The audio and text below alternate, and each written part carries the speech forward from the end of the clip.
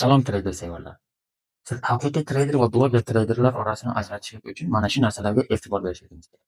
Bugungi kunimizda Instagramda juda ham ko'p qo'sh tirnoq ichidagi treyderlar o'zlarini kiyimlarini maqtash yoki qandaydir magazinlarni maqtash yoki qandaydir restoranlarni maqtashlik bilan yoki eng muhimi bo'lgan broker kompaniyalariga odam yig'ib berishlik yoki broker kompaniyalarni o'zlarini videolarida reklama qilishlik bilan pul ishlashadi.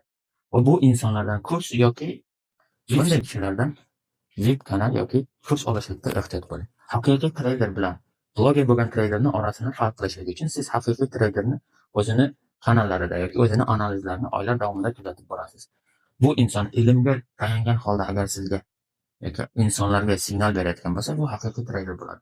Lekin bloger treyderlar esa o'zlarini ketgan joylarini maqtashlik yoki o'zlarini kiyimlarini maqtashlik yoki qandaydir magazinlarni maqtashlik yoki reklama qilishlik yoki qandaydir restoranlarni reklama qilayotgan bo'lsa yoki broker kompaniyasini sizga tavsiya qilayotgan yoki sizga reklama qilayotgan bo'lsa, katta ehtimol bilan bu bloger treyder bo'ladi. Shuning uchun bunday kishilardan YouTube kanal yoki kurs sotib olishlikda ehtiyot bo'ling. Bozor analizlarini bilishni istasangiz, bizni Telegram kanalimizga obuna bo'ling. Salomat bo'ling.